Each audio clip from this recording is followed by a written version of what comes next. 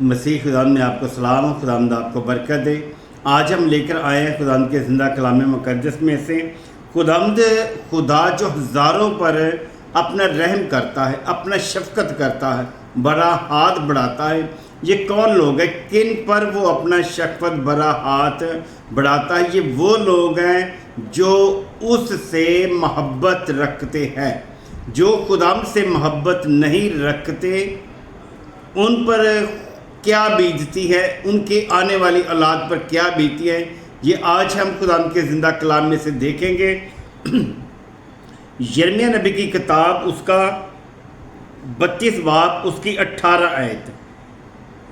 تو ہزاروں پر شفقت کرتا ہے اور باپ دادا کی بدکاری کا بدلہ ان کے بعد ان کی نسل،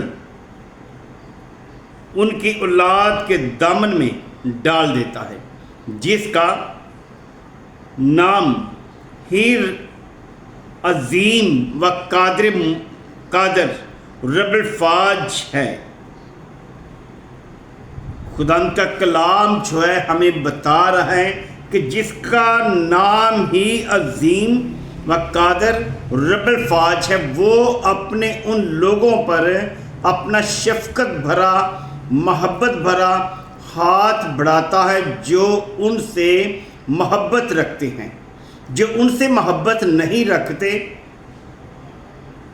اور ان کی آنے والی نسلوں پر وہ اپنا قہر نازل کرتا ہے، ان کی اولاد کو ان کی بدکاری کی سزا بھگتنی پڑتی ہے، ان پر ان کی کیے ہوئے جو کام ہیں ان پر آ پڑیں گے اور ان کی کبھی بھی آزادی نہیں ہوگی، وہ غلامی سے کبھی بھی آزاد نہیں ہوں گے، کیونکہ ان پر شفقت بھرا ہاتھ خداوند کا ہرگز نہیں آئے گا جب تک وہ لوگ، وہ آنے والی اولاد یسوع مسیح کے نام کا اقرار نہ کرے کہ وہ خدا کا بیٹا اور خداوند ہے۔ یسوع مسیح کا اقرار کرنے سے ہی ہم لوگ اپنے باپ دادا کی بد کرداری سے آزاد ہو سکتے ہیں۔ ہم دیکھتے ہیں خروج کی کتاب، اس کا 34 باب، اس کی 7 آیت ہے۔ اس میں کیا فرما رہے ہیں؟ خدا کا کلام کیا بتا رہا ہے کہ 34 باب کی 7 آیت میں کیا لکھا ہے؟ ہزاروں پر فضل کرنے والا، ہزاروں وہاں پر ہے، ہزاروں پر شفقت کرنے والا، یہاں پر ہے ہزاروں پر فضل کرنے والا، گناہ اور تقصیر اور خطا کا بخشنے والا۔ خدا یسوع مسیح جو ہے ہزاروں لوگوں کے ہزاروں گناہوں کو بخشنے کی قدرت رکھتا ہے، ہزاروں گناہوں کی تقصیروں کو معاف کرنے کی قدرت رکھتا ہے، خطاؤں کو بخشنے کی قدرت رکھتا ہے۔ وہ ہمارا خداوند یسوع المسیح، لیکن وہ مجرم کو ہرگز بری نہیں کرے گا۔ جو مجرم ہے اس کی آزادی نہیں۔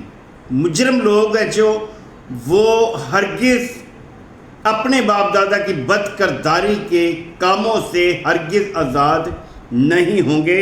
لکھا لیکن وہ مجرم کو ہرگز بری نہیں کرے گا، بلکہ باپ دادا کے گناہ کی سزا، بلکہ باپ دادا کے گناہ کی سزا ان کے بیٹوں اور پوتوں کو تیسری اور چوتھی پشت تک دیتا ہے۔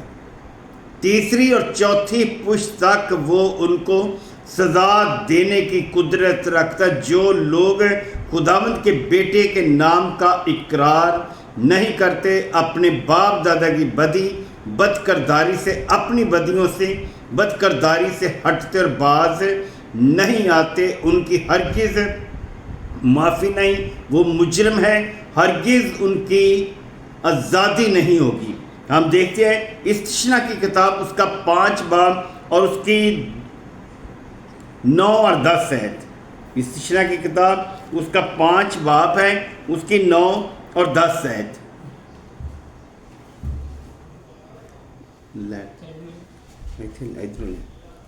اس کی 9 اور 10 آیت دیکھتے ہیں، لکھتا ہے استثنا کی کتاب اس کا 5 باب اس کی 9 اور 10 آیت ہمیں کیا بتا رہی ہے؟ تو ان کے آگے سجدہ نہ کرنا اور نہ ان کی عبادت کرنا۔ یہ کیا کام ہے؟ بت پرستی۔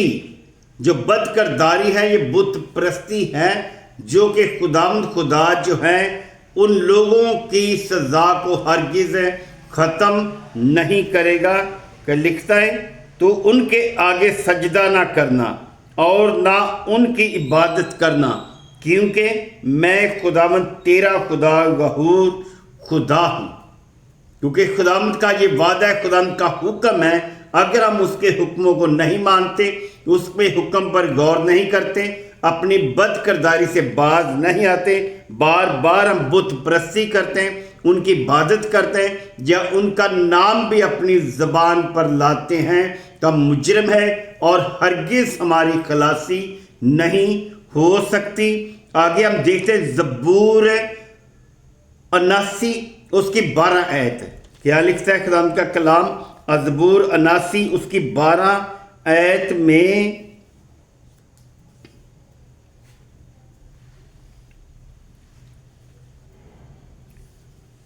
زبور 79 اس کی 12 آیت، اس میں لکھا ہے اے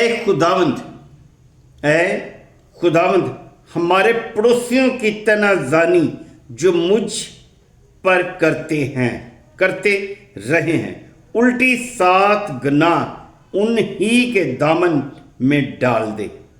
جو ہمارے پڑوسی ہیں اگر وہ ایسے کام کرتے ہیں تو ان کے گناہ کی وجہ سے جو بھی علامتیں ہیں، جو بھی ان کی سزا ہے، وہ فرما رہا ہے کہ 7 گناہ ان پر الٹا دے، واپس کر دے ان پر۔ جو کہ لوگ بت پرستی سے باز نہیں آتے، بد فعلی سے باز نہیں آتے، خدا جو ہے ایسے لوگوں کو پسند نہیں کرتا، ایسے لوگوں کی ہرگز نہ معافی ہے، نہ ہی ان کا چھٹکارا ہے، اور ہرگز وہ اس کے حکم سے بچیں گے نہیں، جو کہ اس کے حکم کو مانتے نہیں۔ خداوند آپ کو برکت دے، آمین۔